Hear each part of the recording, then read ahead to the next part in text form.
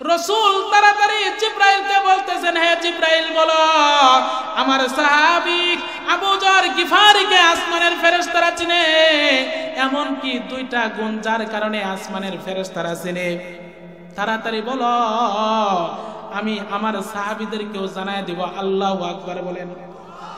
জিবরাইল ফেরেশতা বলতেছে, ইয়া রাসূলুল্লাহ ইয়া হাবিবাল্লাহ, আপনার আবু যরের মধ্যে অনেক গুণ আছে, তবে একটা সিফাত হলো আপনার আবু যর যখনই সময় পায় তখনই বেশি বেশি সূরা ইখলাস পড়ে। সুবহানাল্লাহ কয় না? আপনার আবু যরের মধ্যে একটা গুণ আছে, একটা গুণ হলো যখনই সময় পায় তখনই সূরা ইখলাস পড়ে, সময় নষ্ট করে না, হাটে বাজারে কোথাও সময় নষ্ট করে না, যখনই সময় পায় সূরা ইখলাস পড়ে। আমরা যখন সময় পাই গীবত করি, কতক্ষণ ঠিক কিনা? উলামায়ে কেরামের গীবত করি, মাদ্রাসার গীবত করি, কতক্ষণ ঠিক কিনা? আমাদের যখন সময় হয় অমুক হুজুর ভালো না, আমি যে কেমন চেহারাটা আয়না দিয়ে দেখে না, ঠিক কিনা বলেন? নিজে যে কয় নাম্বার বাটপার সেটা দেখে না, উলামায়ে কেরামের দোষ খুঁজে বেড়া, কতক্ষণ ঠিক কিনা? অমুক ভালো না, তমুক ভালো না, অমুক হাজি ভালো না, আব্দুর রহিম ভালো না, আব্দুর রশিদ ভালো না, ঠিক কিনা বলেন? কিন্তু নবীজির সাহাবী আবু যর গিফারী রাদিয়াল্লাহু তাআলা আনহু তিনি সময় নষ্ট করে না। যখনই আবু যর গিফারী রাদিয়াল্লাহু তাআলা আনহু যখনই সময় পায় যায়, সময় নষ্ট করে না। জিবরাইল ফেরেশতা বলতেছে, ইয়া রাসূলুল্লাহ ইয়া হাবিবাল্লাহ, আপনার সাহাবী আবু যর গিফারী রাদিয়াল্লাহু তাআলা আনহু যখনই সময় পায় তখনই সূরা ইখলাস বেশি বেশি পড়ে। সুবহানাল্লাহ। এই গুণটা আল্লাহ তাআলা বড় পছন্দ করেন। আপনার সাহাবী আবু যর গিফারী যখন সময় পায় তখনই সূরা ইখলাস পড়ে, এই গুণটা আল্লাহ বড় পছন্দ করেন। এই জন্য আসমানের ফেরেশতারা আপনার সাহাবী আবু যরকে চিনে। আল্লাহু আকবার বলেন। এবার রাসূল বলতেছেন, জিবরাইল আর দেরি করো না, প্রথম গুণ আমি শুনলাম, দ্বিতীয় গুণের কারণে, সিফাতের কারণে আমার সাহাবী আবু যরকে আসমানের ফেরেশতারা চিনে। কয় দ্বিতীয় গুণ হলো আপনার আবু যরের মধ্যে কোনো অহংকার নাই। আল্লাহু আকবার বলেন। নিজেরে মাটির মানুষ মনে করে, অহংকার নাই, সে মনে করে আনা আলা শাই, আমি তো কিছুই না, আমাকে তো আল্লাহ মাটি দিয়ে সৃষ্টি করছে, ঠিক কিনা বলেন? আল্লাহ বলেন, লা তামশি ফিল আরদি মারাহা, জমিনের মধ্যে দাম্ভিকতার সাথে চলিও না, ঠিক কিনা? তোমার টাকা আছে, আজকে আছে, তোমার আগামীকাল তুমি ফকির হয়ে যাইতে পারো, ঠিক কিনা? নদী এপার ভাঙে ওপার করে, এই তো নদীর খেলা, সকাল বেলার ধনী রে তুই, ফকির সন্ধ্যা বেলা। ঠিক। আমি আপনাদের খেদমতে পবিত্র কুরআনুল কারীমের একটি আয়াত তেলাওয়াত করেছি। আল্লাহ তাআলা বলেন, কুল হাল ইয়াস্তাবিল্লাযিনা ইয়ালামুনা ওয়াল্লাযিনা লা ইয়ালামুন। আল্লাহ তাআলা রাসূলকে ডাক দিয়ে বলতেছেন, হে নবী, আপনি পৃথিবীর মানুষকে আপনি জানিয়ে দেন, যারা জানে আর যারা জানে না তারা কখনো সমান হতে পারে না। যারা জানে আর যারা জানে না, এর দ্বারা উদ্দেশ্য হলো দুনিয়ার জাগতিক কোনো জ্ঞান নয়, এর উদ্দেশ্য হলো কোরআনের জ্ঞান। যাদের মধ্যে কোরআনের জ্ঞান আছে তারা দামি, যাদের মধ্যে কোরআনের জ্ঞান নাই, ইঞ্জিনিয়ার, ডাক্তার, কত কিছু হয়েছে, টাকা অনেক কিছুই কামা, কিন্তু তার মধ্যে কোরআনের জ্ঞান নাই, তারা এই কোরআনের জ্ঞান যার মধ্যে আছে তার সমান হতে পারবে না। এজন্য আমরা আজকে হেফজখানা মাদ্রাসার উদ্যোগে এখানে ছাত্রদের দিস্তারে ফজিলত পাকড়ি দেওয়া হবে। কোরআন সম্পর্কে আমি কিছু কথা বলবো, কোরআনের মর্যাদা কেমন, আর কোরআন দিয়ে যদি আমাদের জীবনকে পরিচালিত করতে পারি, আল্লাহ রাসূল বলেছেন দুনিয়া আখিরাত সুন্দর হয়ে যাবে। চিৎকার মেরে বলুন সুবহানাল্লাহ। প্রিয়রা হাজিরিন,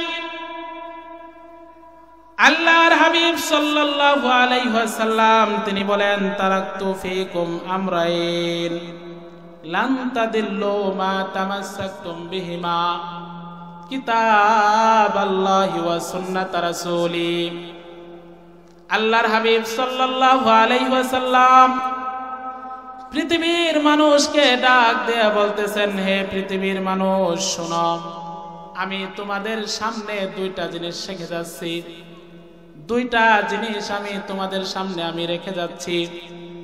এই দুইটা জিনিসকে তোমরা যদি ফলো করে চলতে পারো, এই দুইটা জিনিসের উপর যদি তোমরা আমল করতে পারো, আমি রাসূল বলে গেলাম তোমরা কখনো গোমরাহ হবে না। সুবহানাল্লাহ।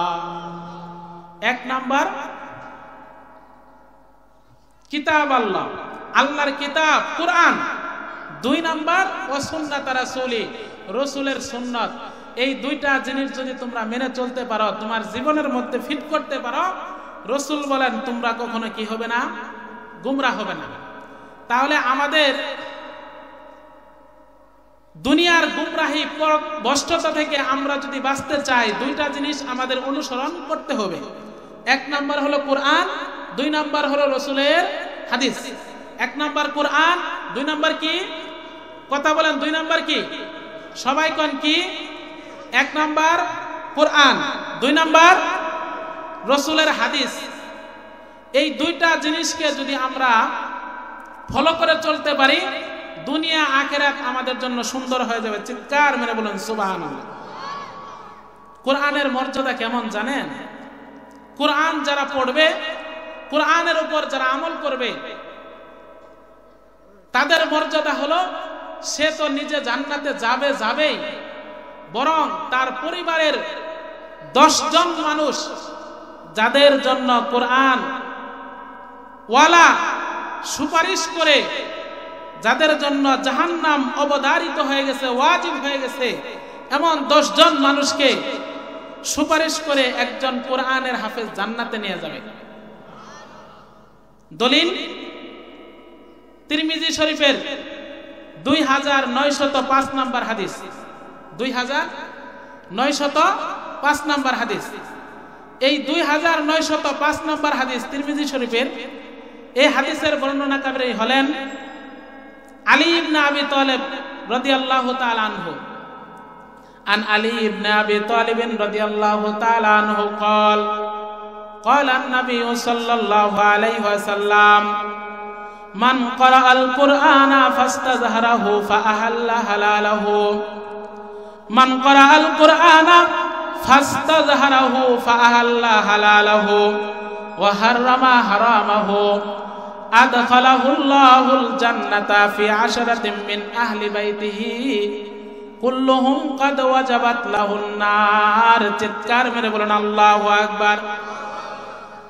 নবীজির প্রিয় সাহাবী আলী ইবনে আবি তালেব থেকে বর্ণিত, আলী ইবনে আবি তালেব থেকে বর্ণিত, তিনি বলেন আল্লাহর হাবিব সাল্লাল্লাহু আলাইহি সাল্লাম বলেছেন, হে দুনিয়ার পৃথিবীর মানুষেরা শোনো, যারা কোরআন পড়বে, কোরআন অনুযায়ী আমল করবে, তাদের মর্যাদা হলো ওই ব্যক্তিটা খোদার জান্নাতে যাবে।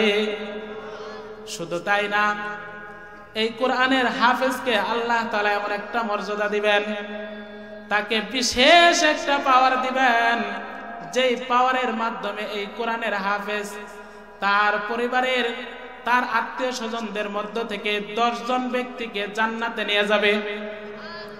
জোরে কোন সুবহানাল্লাহ। কয়জন? জোরে কোন কয়জন?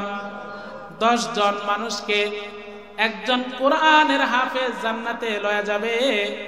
কয় সাধারণ কোন 10 জন মানুষ না, যাদের জন্য জাহান্নাম অবধারিত হয়ে গেছে, আল্লাহর পক্ষ থেকে যাদের জন্য ফয়সালা হয়ে গেছে এরা জাহান্নামী, এমন 10 জন মানুষকে একজন কোরআনের হাফেজ সুপারিশ করে জান্নাতে নিয়ে যাবে।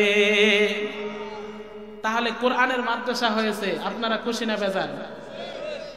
কারণ এখান থেকে হাফেজ বের হবে, আপনারা যারা সহযোগিতা করবেন, এই মাদ্রাসার প্রতি মহব্বত রাখবেন, হতে পারে আল্লাহ তাআলা একটা ওসিলা বানায়া আপনাদেরকেও জান্নাত দিয়ে দিবে। চিৎকার মেরে বলুন সুবহানাল্লাহ। কোরআন যারা শিখে, দেখেন এই এখন বর্তমানে যারা ডাক্তার, ইঞ্জিনিয়ার, ডাক্তার হলে কোন বইয়ের মধ্যে কি লেখা আছে যে একজন ডাক্তার, সে ডাক্তার হলে 10 জন মানুষকে জাহান্নাম থেকে মুক্তি দিয়ে জান্নাতে নিতে পারবে? কখনো শুনছেন? কোন কিতাবে লেখা আছে? কোন বইয়ের মধ্যে লেখা আছে? পত্র পত্রিকায় আছে, কিন্তু একজন কোরআনের হাফেজ, একজন কোরআনের হাফেজকে আল্লাহ তাআলা এত মর্যাদা দিয়েছেন, এত মর্যাদা আল্লাহ তাআলা দিয়েছেন।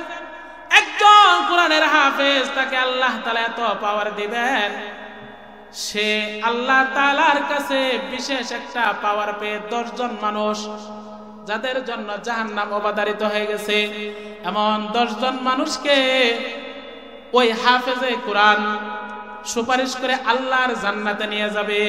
সুবহানাল্লাহ। যারা কোরআন শিখে এবং মানুষকে কোরআন শিক্ষা দেয় তারা হলো পৃথিবীর মধ্যে শ্রেষ্ঠ মানুষ। যেরকম কি মানুষ? দলিল তিরমিজি শরীফের 2909 নম্বর হাদিস, 2909 নম্বর হাদিস তিরমিজি শরীফের। যারা কোরআন শিখে এবং মানুষকে শিক্ষা দেয় তারা হলো উত্তম মানুষ। عن علي بن أبي طالب رضي الله تعالى عنه قال قال النبي صلى الله عليه وسلم خيركم من تعلم القرآن وعلمه। তিরমিজি শরীফের 2909 নম্বর হাদিসের মধ্যে আসছে আল্লাহর হাবিব সাল্লাল্লাহু আলাইহি ওয়াসাল্লাম বলেন, যারা দুনিয়ার মধ্যে কোরআন শিখে এবং মানুষকে শিক্ষা দেয় তারা হলো উত্তম মানুষ। চিৎকার মেরে বলেন সুবহানাল্লাহ। যারা কোরআন শিখে এবং মানুষকে কোরআন শিক্ষা দেয় তারা হলো উত্তম। হাদিসের মধ্যে আল্লাহর হাবিব সাল্লাল্লাহু আলাইহি ওয়াসাল্লাম তিনি বলেন নাই যে সফল একজন ডাক্তার হইতে পারলে সে সবচেয়ে উত্তম মানুষ, রাসূল এটা বলেন নাই। একজন বড় ইঞ্জিনিয়ার হইতে পারলে, টাকার মালিক হইতে পারলে সে উত্তম মানুষ হইতে পারবে, এটা বলা হয় নাই। একজন এমপি হইতে পারলে, একজন মন্ত্রী হইতে পারলে সফল মানুষ হয়ে যাবে, এটা এই হাদিসের মধ্যে বলা হয় নাই। আল্লাহর হাবিব সাল্লাল্লাহু আলাইহি ওয়াসাল্লাম বলেছেন পৃথিবীর মধ্যে ওই সমস্ত মানুষগুলা উত্তম। কই কারা? যারা কোরআন শিখে এবং মানুষকে কোরআন শিক্ষা দেয় তারা হলো সবচেয়ে উত্তম। যারা কোরআন শিখে এবং মানুষকে শিক্ষা দেয় তারা হলো সবচেয়ে উত্তম। কোরআন এমন একটা দামি কিতাব যার একটা অক্ষর পড়লে 10টা নেকি হয়। যেরকম সুবহানাল্লাহ। দলিল এটাও আমি হাদিস থেকেই বলছি, তিরমিজি শরীফের 2910 নম্বর হাদিস, 2910 নম্বর হাদিসের মধ্যে আসছে। এই হাদিসের বর্ণনাকারী হলেন আব্দুল্লাহ ইবনে মাসউদ রাদিয়াল্লাহু তাআলা আনহু। عن عبد الله بن مسعود رضي الله تعالى عنه قال قال النبي صلى الله عليه وسلم من قرأ حرفا من كتاب الله فله حسنة والحسنة بعشر أمثالها لا أقول ألف لام ميم حرف بل ألف حرف لام حرف وميم حرف। আল্লাহর হাবিব সাল্লাল্লাহু আলাইহি ওয়াসাল্লাম বলেন, মান করা হারফাম মিন কিতাবিল্লাহ, আল্লাহর কোন বান্দা, আল্লাহর কোন বান্দি যদি কোরআন থেকে একটা অক্ষর পড়ে সাথে সাথে আল্লাহ তাআলা তার আমলনামায় একটা নেকি জমা করে দেন। ওয়াল হাসানাতু বিআশরি আমসালিহা, আর এককে আল্লাহ তাআলা 10 পর্যন্ত বৃদ্ধি করে দিবেন। একটা অক্ষর পড়ার সাথে সাথে আল্লাহ তাআলা তার আমলনামায় 10 নেকি দিবেন। সুবহানাল্লাহ। রাসূল ব্যাখ্যা করে বলতেছেন, শুনো, লা আকুলু আলিফ লাম মিম হারফুন, সূরা ফাতিহার পরে সূরা বাকারার প্রথম আয়াতের মধ্যে আসছে আলিফ লাম মিম। জোরে কোন আলিফ লাম মিম। সবাই বলেন আলিফ লাম মিম। আল্লাহর হাবিব সাল্লাল্লাহু আলাইহি ওয়াসাল্লাম তিনি বলতেছেন, হে দুনিয়ার মানুষ শোনো, আলিফ লাম মিম এই তিনটা মিলে একটা অক্ষর নয়, বরং আলিফ একটা অক্ষর, লাম একটা অক্ষর, মিম একটা অক্ষর। আল্লাহর কোন বান্দা, আল্লাহর কোন বান্দি, মাদ্রাসার কোন তলবে এলেম, আপনারাও কিছুক্ষণ আগে বললেন আলিফ লাম মিম, সবাই বলেন আলিফ লাম মিম। এই যে আলিফ লাম মিম আপনি তেলাওয়াত করলেন, সাথে সাথে আপনার আমল নামায় আখিরাতের ব্যাংকে আল্লাহ তাআলা 30টা নেকি জমা করে দিয়েছেন। খুশি হয়েছেন? কথা বলেন, খুশি হন নাই? সবাই কোন আলহামদুলিল্লাহি রাব্বিল আলামিন। এই যে আমার সাথে বললেন, দেখেন কোরআন এত দামি কিতাব, একটা অক্ষর পড়লে আল্লাহ 10টা নেকি দেয়। আলহামদু, আলিফ লাম হা মিম দাল, 5টা অক্ষর। এই যে আলহামদু শব্দ বললেন, আপনার আমলনামায় সাথে সাথে 50টা নেকি জমা হয়ে গেছে। যেরকম সুবহানাল্লাহ। এই জন্য একটা অক্ষর পড়লে কয়টা নেকি হয়? 10টা নেকি হয়। একটা গজল আছে না যে মা গো তোমার একটি ছেলে মাদ্রাসাতে দিও, আছে কিনা? মা গো তোমার একটি ছেলে মাদ্রাসাতে দিও, এই পৃথিবীর বুকে মা গো জান্নাত কিনা নিও। ঠিক কিনা বলেন? মা গো তোমার একটি ছেলে মাদ্রাসাতে দিও, মা গো তোমার একটি ছেলে মাদ্রাসাতে দিও, এই পৃথিবীর বুকে মা গো জান্নাত কিনা নিও। একটি হরফ পড়লে মা গো 10টি নেকি হয়, পিতা মাতার আমল নামায় অর্ধেক জমা হয়। ঠিক কিনা? একটি হরফ পড়লে মা গো 10টি নেকি হয়, পিতা মাতার আমল নামায় অর্ধেক জমা হয়। এই সুযোগটা তোমার বেলায়, এই সুযোগটা তোমার বেলায় হতে তুমি দিও, এই পৃথিবীর বুকে মা গো জান্নাত কিনা নিও। জোরে কোন মারহাবা। তাহলে একটা অক্ষর পড়লে কয়টা নেকি হয়? এই 10টা নেকি হয়। এটা আপনার আমল নামায় ব্যাংকে আপনি অর্ধেক পেয়ে যাবেন। আলহামদুলিল্লাহ বলেন। এই জন্য কোরআনের একটা অক্ষর পড়লে 10টা নেকি। শুধু আল্লাহ তাআলা কোরআনের মধ্যে বড় বড় সূরা নাজিল করেন নাই, কিছু ছোট ছোট সূরা আছে। কারণ আল্লাহ তাআলা তো জানেন আমার সব বান্দা যে কোরআন মুখস্থ করতে পারবে না, পড়তে পারবে না। সব যদি আল্লাহ কোরআনের মধ্যে খালি বড় বড় সূরা দিয়ে দিতেন, তাহলে আপনারাও তো কইতেন, কি বলতেন? যে আল্লাহ খালি বড় বড় অনেক লম্বা লম্বা সূরা দিয়েছেন, ছোট ছোট সূরা দেয় নাই, আমরা পড়তে পারি না, কইতেন না? আল্লাহ তাআলা শুধু অনেক লম্বা লম্বা সূরা নাজিল করেন নাই, ছোট সূরাও নাজিল করেছেন। এর মধ্য থেকে একটা সূরার নাম হলো সূরা ইখলাস, যেটা আমরা সবাই বলি কুল হু আল্লাহর সূরা, আছে কিনা? এটার কিছু ফজিলত শুনবেন? কথা কয় না, শুনবেন? আমি আগেই বলছি, কিসসা বললে অনেক বলা যাব, লাভ কি? কোরআনের কিছু ফজিলত শুনে যান। এই কোরআন সূরা ইখলাস একটা ছোট্ট সূরা, এটার উপর যদি আমল করতে পারেন, আমি আপনাদের সামনে 2-3টা অথবা 4টা ফজিলত বলবো। অনেক ফজিলত আছে, হাদিস থেকেই বলবো আমি। সূরা ইখলাস যদি কোনো ব্যক্তি, আল্লাহর কোনো বান্দা এবং বান্দি দৈনিক 200 বার পড়ে, কতবার? যদি আল্লাহর কোনো বান্দা এবং আল্লাহর কোনো বান্দি সূরা ইখলাস কুল হু আল্লাহর সূরা যদি দৈনিক 200 বার পড়তে পারে, হাদিসের মধ্যে আসছে আল্লাহ তাআলা তার জীবনের 50 বছরের গুনাহ মাফ করে দিবেন। সুবহানাল্লাহ। আরো বাড়ির যায় কয়েন 50 বছরের গুনাহ মাফ হবে। সুবহানাল্লাহর আওয়াজে মনে হয় খুশি হন নাই আপনারা? আরেকটু জোরে বলেন সুবহানাল্লাহ করে। আল্লাহ তাআলা বলে দিয়েছেন, যারা মুনাফিক, যারা কাফের, তারা কোরআনের মাহফিলের মধ্যে, কোরআনের মধ্যে হট্টগোল তৈরি করবে। ঠিক কিনা বলেন? ভাইরা আমার, আমরা শান্ত মুসলমান, ঠিক কিনা বলেন? আরেকটু জোরে বলেন, আমরা শান্ত মুসলমান। কোরআনের মাহফিলে বাধা দিবে, এমন একটা কাজ করবে, এটা মুসলমানের সন্তান করতে পারে না। মুসলমানের গায়ে 1 ফোঁটা রক্ত থাকতেও কোরআনের মাদ্রাসা বন্ধ হয়ে যাবে, কোরআনের মাহফিল বন্ধ হবে। এটা আল্লাহর কোন বান্দা, কোন মুসলমান কখনো মেনে নিতে পারে না। ভাইরা আমার, প্রিয় হাজরিন, আমি আপনাদেরকে উদারতভাবে আহ্বান জানাচ্ছি, রাসূলের যুগে সাহাবায়ে কেরাম কোরআনের জন্য জীবন দিয়েছেন। একটা আওয়াজের মাধ্যমে আমরা অনেকে উঠে গিয়েছি। হাই হাই, আফসোসের সাথে বলতে হয়, রাসূলের যুগে যদি আমাদের জন্ম হইতো আর যুদ্ধের ময়দানের মধ্যে যদি আমাদের যাওয়া লাগতো, তাহলে তো আমরা যুদ্ধের ময়দানে না যায়া কোরআনের বিপক্ষে আমরা অবস্থান নিতাম। ঠিক কিনা বলেন? ভাইরা আমার, আল্লাহ আমাদেরকে মুসলমান বানাইলেন। সামান্য একটা আওয়াজ শোনার কারণে মুসলমান চলে যাবে, আমি আপনাদেরকে গ্যারান্টি দিয়ে বলতে পারি, এমন নিবু নিবু ঈমান দিয়ে কিন্তু জান্নাত পাওয়া যাবে না, ঠিক কিনা বলেন? মৃত্যু আপনার যেখানে লেখা আছে ওই জায়গায় হবে। কোরআনের মাহফিলের মধ্যে আইসা যদি আপনার মৃত্যু হয়ে যায়, আমি আপনাকে বলতে চাই ওই মানুষটা খোদার জাহান্নামে যাবে না, ঠিক কিনা বলেন?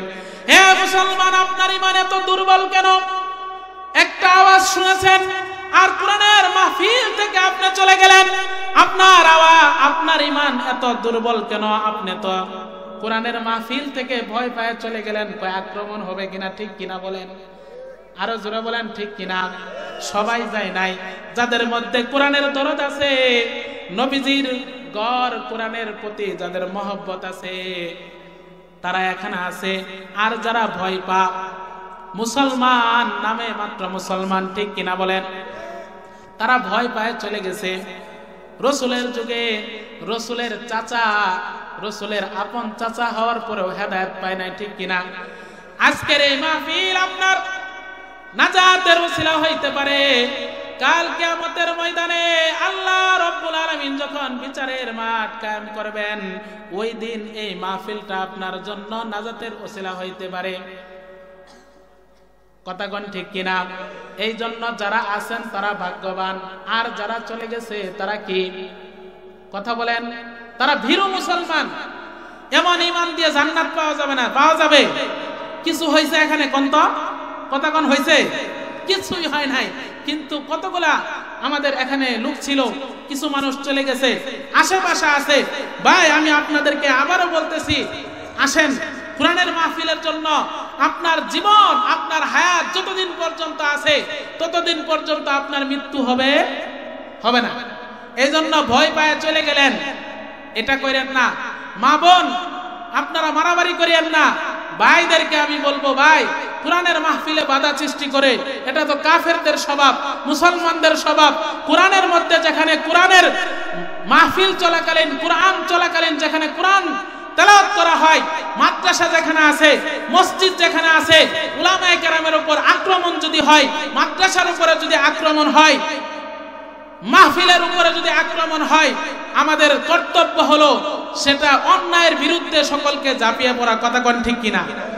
একজন উম্মত তার ঈমানের পাওয়ারের কারণে শত শত মুসলমান তার সামনে মাথা নত করতে বাধ্য হয়েছে, ঠিক কিনা বলেন? এজন্য আমরা গুজবে কান দিব না। আলহামদুলিল্লাহ, অনেকে আসতেছে, আরেকটু জিকির করতে থাকি, লা ইলাহা ইল্লাল্লাহ, লা ইলাহা ইল্লাল্লাহ, লা ইলাহা ইল্লাল্লাহ মুহাম্মাদুর রাসূলুল্লাহ সাল্লাল্লাহু আলাইহি ওয়াসাল্লাম। ভাইরা আমার, সর্বশেষ আমি বলতেছি, আমার আলোচনার দিকেই যাব। সর্বশেষ বলতেছি, শয়তান কিন্তু আমাদের ভালো চায় না। ভালো আমি এখানে বসছি, প্রায় 20-25 মিনিট কথা বললাম। হাদিস থেকেই বলতেছি, একটা কথাও বাহির থেকে বলতেছি না। শ্রোতাদেরও মনোযোগ আছে। হঠাৎ করে একটা আওয়াজ আইসা আমাদের মধ্যে বিক্ষিপ্ততা আবারও আলহামদুলিল্লাহ জমতেছে। এজন্য শয়তান কিন্তু আমাদের ভালো চায় না। দেখছে যে আজকের মাহফিলের পরিবেশটা সুন্দর, একটা গুজব ছড়াই দেই। রসুল যখন যুদ্ধে গেছে, যুদ্ধের মধ্যে বেঈমানরা মিথ্যা ছড়াই দিছে, কদ কুতিলা মুহাম্মদ শেষ, দুনিয়া থেকে চলে গেছে। কেন করছে? আসলে রসুলের কিছুই হয় নাই। কথা বুঝতেছেন? রসুলের কিছুই হয় নাই, তারা ছড়াই দিয়েছে মুহাম্মদ দুনিয়া থেকে চলে গেছে। এর উদ্দেশ্য হলো একটা বিশৃঙ্খলা সৃষ্টি করা, যেন মুসলমানরা পরাজিত হয়ে যায়, কাফেররা যেন বিজয় লাভ করতে পারে। আজকের বিষয়টাও এর থেকে ভিন্ন না। এখানে একটা আপনার সূরা ফাতিহা পড়ে, সূরা ইখলাস পড়ে, তারপরে অন্য সূরা পড়ে। এখন আপনারা বলেন, আপনাদের এই মসজিদের ইমাম সাহেব যদি প্রতিদিন সূরা ফাতিহার পর সূরা ইখলাস প্রতিদিন পড়ে, বিরক্ত হয়ে যাবেন না? কথা কোন, বিরক্ত হবেন কিনা? তাহলে আপনি বিরক্ত হয়ে যাবেন, বলবেন যে এটা কেমন ইমাম সাহেব এটা কেমন, যে ইমাম সাহেব খালি প্রত্যেক নামাজের পর খালি সূরা ইখলাস পড়ে, ঠিক কিনা বলেন? আল্লাহর নবীর সাহাবী কুবা মসজিদের ইমাম, আনসারী সম্প্রদায়ের কুবা মসজিদের ইমাম ছিলেন। তিনি সূরা ফাতিহার পর শুধু সূরা ইখলাস পড়তেন। তবে ইমামটা ভালো ছিল, সবাই পছন্দ করত। তারা তাকে বলল, হে ইমাম সাহেব, আপনাকে দুইটা আমরা প্রস্তাব দিচ্ছি। একটা হলো আপনি সূরা ফাতিহার পর সূরা ইখলাস পড়বেন, অথবা আপনি সূরা ফাতিহার পর সূরা ইখলাস না পড়ে অন্য কোন সূরা পড়বেন। আপনি শুধু প্রত্যেকটা নামাজের মধ্যে সূরা ফাতিহার পর ইখলাস পড়েন, এরপরে আপনি অন্য সূরা মিলান। অতএব আপনাকে বলতেছি, আপনি এই কাজটা বাদ দিয়ে দুইটা পরামর্শের একটা পরামর্শ গ্রহণ করেন। ওই কুবা মসজিদের ইমাম সাহেব বলতেছে, না না, আমার ইমামতি যাইতে পারে, তবু আমি সূরা ইখলাস বাদ দিতে পারবো না। আল্লাহু আকবার বলেন। ইমামতি যাইতে পারে, ইমামতি আমার যাইতে পারে, তবু আমি সূরা ইখলাসকে আমি ছাড়তে পারবো না, কুল হু আল্লাহর সূরাকে আমি ছাড়তে পারবো না। আল্লাহু আকবার।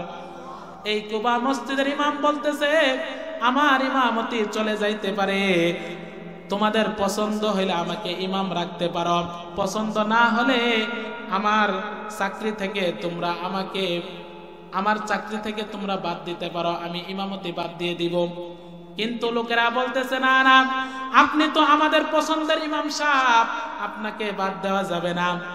এবার আল্লাহ রাসূল সাল্লাল্লাহু আলাইহি ওয়াসাল্লাম যখন ওই কুবা পল্লীতে আসছে, ওই মহল্লায় যখন আসছে, আসার পর সাহাবায়ে কেরাম আল্লাহ রাসূল সাল্লাল্লাহু আলাইহি ওয়াসাল্লামের কাছে গেছে। আল্লাহ রাসূল সাল্লাল্লাহু আলাইহি ওয়াসাল্লামের কাছে যায় বলতেছে, ওগো নবীজি, আমাদের এই ইমাম সাহেবকে আমরা বড় পছন্দ করি, কিন্তু ইমাম সাহেব সব দিক থেকেই ভালো আছে, একটা সমস্যা বলা যায় না, তবে তিনি নামাজের মধ্যে সূরা ফাতিহা পড়ে, শুধু সূরা ইখলাস পড়ে, তারপরে অন্য সূরা পড়ে। ওগো নবীজি, আপনি একটু এর সমাধান দিয়ে দেন। জোরে কোন আল্লাহু আকবার। নবীজি ইমাম সাহেবকে ডাকলেন, ডাক দিয়ে বললেন, হে আনসারী সম্প্রদায়ের ইমাম সাহেব, তুমি বলো, তুমি বলে নাকি সূরা ফাতিহার পরে সূরা ইখলাস খালি পড়ো, তারপর অন্য সূরা পড়ো, এই কাজটা তুমি কেন করো? আমার কাছে তুমি বলো।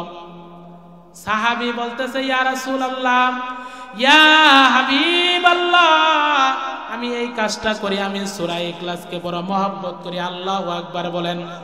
আমি সূরা ইখলাসকে মহব্বত করি, আমার এই সূরাটা বড় ভালো লাগে। আমি সূরা ফাতিহার পর অন্য কোন সূরা পড়তে পারি না, আমার মুখ দিয়ে খালি সূরা ইখলাস আসে। আল্লাহু আকবার বলেন। আল্লাহ রাসূল বললেন, হে সাহাবী, তুমি যেহেতু সূরা ইখলাস কুল হু আল্লাহর সূরাকে মহব্বত করো, আমি কথা দিয়ে গেলাম, রাসূল কথা দিয়ে গেলাম, এই সূরা ইখলাসের মহব্বত তোমাকে কাল কিয়ামতের ময়দানে জান্নাতে পৌঁছায় দিবে। সূরা ইখলাস পড়লে তাহলে এই সাহাবী আমল করে ঠকছে, কথা কোন ঠকছে না জিতছে? এখন আমি আপনাদেরকে বলি, যদি আমরা সূরা ইখলাসের মহব্বত আমাদের মধ্যে ঢুকাই, তাহলে আমাদেরকে আল্লাহ জান্নাত দিতে পারে, কথা কোন ঠিক কিনা? তাহলে সূরা ইখলাসকে মহব্বত করবেন তো? খালি মহব্বতই করবেন না পড়বেন? যদি পড়েন 3 বার পড়লে 1 খতমের সওয়াব, আর একটু সময় বের করে, বেশি সময় লাগবে না, দ্রুত পড়তে পারলে, যারা হাফেজ আছে উলামায়ে কেরাম 200 বার পড়তে 30-40 মিনিটও লাগবে না। কত বড় সওয়াব! তিরমিজি শরীফের হাদিস, যে কোনো কিতাব না, বিশুদ্ধ 6টা কিতাবের মধ্যে একটা কিতাব হলো তিরমিজি শরীফ, বিশুদ্ধ একটা কিতাব, এটার মধ্যে আসছে 2898 নম্বর হাদিস। রাসূল বলেছেন 200 বার পড়লেই আল্লাহ তাআলা 50 বছরের গুনাহ মাফ করে দিবেন। আমল করব তো ইনশাআল্লাহ? যখন আমল করবেন তো ইনশাআল্লাহ? এবার আসেন সূরা ইখলাসের সর্বশেষ ফজিলত আমি বলে অন্যদিকে যাব। রাসূলের একজন সাহাবী আবু যর গিফারী রাদিয়াল্লাহু তাআলা আনহু, তিনি একদিন রাসূলের সামনে দিয়ে যাচ্ছেন। জিবরাইল আলাইহিস সালাতু ওয়াস সালাম রাসূলের কাছে ওহী নিয়ে আসতেন। তো রাসূলের সামনে জিবরাইল বসা ছিলেন, সামনে দিয়ে আবু যর গিফারী যাইতেছে। জিবরাইল রাসূলকে বলতেছে ডেকে, ইয়া রাসূলুল্লাহ, ইয়া হাবিবাল্লাহ, ওই যে আপনার একজন সাহাবী যাইতেছে, আপনি তাকে চিনেন কিনা? রাসূল বলতেছেন, হ্যাঁ হ্যাঁ, আমি তাকে চিনি। কই চিনবো না মানে? আমি অবশ্যই চিনি। জিব্রাইল বলে রাসূল আমিও চিনি। আল্লাহু আকবার। নবীজি আশ্চর্য হয়ে গেলেন, আমার সাহাবী আবু যরকে আমি চিনি, কিন্তু জিব্রাইল ফেরেশতা, প্রসিদ্ধ 4 জন ফেরেশতার মধ্যে জিব্রাইলও একজন ফেরেশতা, গুরুত্বপূর্ণ একজন ফেরেশতা, সম্মানী একজন ফেরেশতা। তিনি দুনিয়ার কোন মানুষকে চিনে, অবশ্যই মানুষটা কিন্তু সাধারণ মানুষ নয়। কথা কোন ঠিক কিনা? আপনাদের এই এলাকায় আমাদের এই সভাপতি সাহেব আছে, ধরেন এই সভাপতি সাহেবকে জিব্রাইল ফেরেশতা চিনে, অসম্ভবের কিছু না। জিব্রাইল ফেরেশতা যদি আমাদের এই সভাপতি সাহেবকে চিনে, তাহলে আমাদের সভাপতি সাহেব তিনি দামি কি দামি না? কথা কোন ঠিক কিনা? কারণ জিব্রাইল ফেরেশতা তো সবাইকে চিনে না। কথা কোন ঠিক কিনা? জিব্রাইল ফেরেশতা তাকেই চিনে। হাদিসের মধ্যে আসছে, আসমানের ফেরেশতারা দুনিয়ার ওই মানুষটাকেই চিনে। যখন আল্লাহ ওই মানুষটাকে পছন্দ করে, আল্লাহ রাব্বুল আলামিন যখন ওই মানুষটাকে পছন্দ করে, তখন আসমানের মধ্যে আল্লাহ তাআলা ঘোষণা করে দেয়, হে ফেরেশতারা শুনো, আমি এই লোকটাকে পছন্দ করি, সে আমার মহব্বতের বান্দা, তোমরাও তাকে মহব্বত করো। জোরে কোন সুবহানাল্লাহ। রাসূলুল্লাহ সাল্লাল্লাহু আলাইহি সাল্লামকে জিব্রাইল ফেরেশতা যখন বলেছে, ইয়া রাসূলুল্লাহ,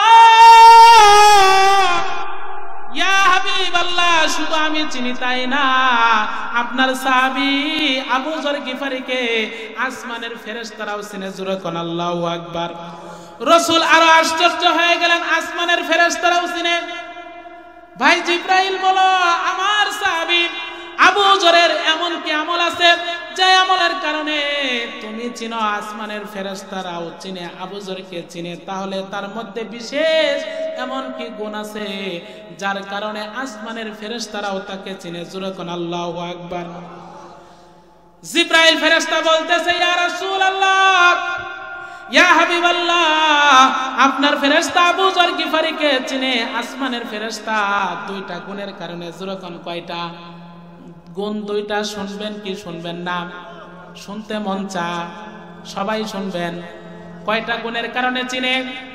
ভাইরা আমার, এই 2টা গুণ যদি আপনাদের মধ্যে আসে, যেহেতু জিব্রাইল ফেরেশতা এবং আসমানের ফেরেশতারা আবু যরকে চিনে, এই 2টা গুণ যদি আপনার মধ্যে আসে, আমাদের মধ্যে আসে, আমার বিশ্বাস ওই আসমানের ফেরেশতা আমাদেরকেও চিনবে। কথা কোন ঠিক কিনা? আসমানের ফেরেশতারা যদি আপনার নাম জানে, আপনি লোকটা মকবুল, কবুল একজন মানুষ, লা খাউফুন, আপনার কোনো ভয় থাকবে না, আপনার কোনো টেনশন থাকবে না, আপনি দুনিয়া আখিরাতে সফল কাম হয়ে যাবেন। কথা কোন ঠিক কিনা? ভাইরা আমার, বলতেছিলাম আসমানের ফেরেশতারাও জিব্রাইল সহ সমস্ত ফেরেশতারা আবু যর গিফারিকে চিনে 2টা গুণের কারণে। রাসূল তাড়াতাড়ি জিব্রাইলকে বলতেছেন, হে জিব্রাইল বলো, আমার সাহাবী আবু যর গিফারিকে আসমানের ফেরেশতারা চিনে, এমন কি 2টা গুণ যার কারণে আসমানের ফেরেশতারা চিনে? তাড়াতাড়ি বলো, আমি আমার সাহাবীদেরকেও জানায় দিব। আল্লাহু আকবার বলেন। জিব্রাইল ফেরেশতা বলতেছে, ইয়া রাসূলুল্লাহ, ইয়া হাবিবাল্লাহ, আপনার আবু যরের মধ্যে অনেক গুণ আছে, তবে একটা সিফাত হলো, আপনার আবু যর যখনই সময় পায় তখনই বেশি বেশি সূরা ইখলাস পড়ে। সুবহানাল্লাহ কয় না? আপনার আবু যরের মধ্যে একটা গুণ আছে, একটা গুণ হলো যখনই সময় পায় তখনই সূরা ইখলাস পড়ে, সময় নষ্ট করে না, হাটে বাজারে কোথাও সময় নষ্ট করে না, যখনই সময় পায় সূরা ইখলাস পড়ে। আমরা যখন সময় পাই গীবত করি। কথা কোন ঠিক কিনা? উলামায়ে কেরামের গীবত করি, মাদ্রাসার গীবত করি। কথা কোন ঠিক কিনা? আমাদের যখন সময় হয়, অমুক হুজুর ভালো না, আমি যে কেমন, চেহারাটা আয়না দিয়ে দেখে না। ঠিক কিনা বলেন? নিজে যে কয় নাম্বার বাটপার সেটা দেখে না, উলামায়ে কেরামের দোষ খুঁজে বেড়া। কথা কোন ঠিক কিনা? অমুক ভালো না, তমুক ভালো না, অমুক হাজি ভালো না, আব্দুর রহিম ভালো না, আব্দুর রশিদ ভালো না। ঠিক কিনা বলেন? কিন্তু নবীজির সাহাবী আবু যর গিফারি রাদিয়াল্লাহু তাআলা আনহু তিনি সময় নষ্ট করে না। যখনই আবু যর গিফারি রাদিয়াল্লাহু তাআলা আনহু যখনই সময় পায় যায়, সময় নষ্ট করে না। জিব্রাইল ফেরেশতা বলতেছে, ইয়া রাসূলুল্লাহ, ইয়া হাবিবাল্লাহ, আপনার সাহাবী আবু যর গিফারি রাদিয়াল্লাহু তাআলা আনহু যখনই সময় পায় তখনই সূরা ইখলাস বেশি বেশি পড়ে, সুবহানাল্লাহ। এই গুণটা আল্লাহ তাআলা বড় পছন্দ করেন। আপনার সাহাবী আবু যর গিফারি যখন সময় পায় তখনই সূরা ইখলাস পড়ে, এই গুণটা আল্লাহ বড় পছন্দ করেন। এই জন্য আসমানের ফেরেশতারা আপনার সাহাবী আবু যরকে চিনে। আল্লাহু আকবার বলেন। এবার রাসূল বলতেছেন, জিব্রাইল আর দেরি করো না। প্রথম গুণ আমি শুনলাম, দ্বিতীয় গুণের কারণে, সিফাতের কারণে আমার সাহাবী আবু যরকে আসমানের ফেরেশতারা চিনে। কয় দ্বিতীয় গুণ হলো আপনার আবু যরের মধ্যে কোনো অহংকার নাই। আল্লাহু আকবার বলেন। নিজেরে মাটির মানুষ মনে করে, অহংকার নাই। সে মনে করে আনা আলা শাই, আমি তো কিছুই না, আমাকে তো আল্লাহ মাটি দিয়ে সৃষ্টি করছে, ঠিক কিনা বলেন? আল্লাহ বলেন, লা তামশি ফিল আরদি মারাহা, জমিনের মধ্যে দাম্ভিকতার সাথে চলিও না, ঠিক কিনা? তোমার টাকা আছে, আজকে আছে, তোমার আগামীকাল তুমি ফকির হয়ে যাইতে পারো, ঠিক কিনা? নদী এপার ভাঙ্গে ওপার করে, এই তো নদীর খেলা। সকাল বেলার ধনী রে তুই, ফকির সন্ধ্যা বেলা, ঠিক কিনা বলেন? নদী এপার ভাঙ্গে ওপার করে, নদী এপার ভাঙ্গে ওপার করে, এই তো নদীর খেলা। সকাল বেলার ধনী রে তুই, ফকির সন্ধ্যা বেলা, ঠিক কিনা বলেন? আবু যর গিফারি তিনি এমন একটা সাহাবী, তার মধ্যে কোনো অহংকার নাই। সে সব সময় নিজেকে ছোট মনে করে, ছোট মনে করে। আমাদের এমন কিছু ভাইয়েরা আছে, যুবক ভাইয়েরা আছে, যাদের একটু টাকার গরম আছে, ক্ষমতার গরম আছে, ঠিক কিনা বলেন? ক্ষমতার গরম দেখায়া মানুষের উপর জুলুম করে, টাকার গরম দেখায়া মানুষের উপর জুলুম করে, ঠিক কিনা বলেন? শরীরের মধ্যে একটু শক্তি আছে, শরীরটা একটু হিষ্টপিষ্ট মোটা তাজা হলে চিকন মানুষকে থাপ্পড় মানে, ঠিক কিনা বলেন? ভাই, আপনি মানুষের উপর জুলুম করিয়েন না। তিন শ্রেণীর মানুষের দোয়া আল্লাহ রাব্বুল আলামিন সাথে সাথে কবুল করে নেয়। এক শ্রেণীর দোয়া হলো মাজলুম, যাকে আপনি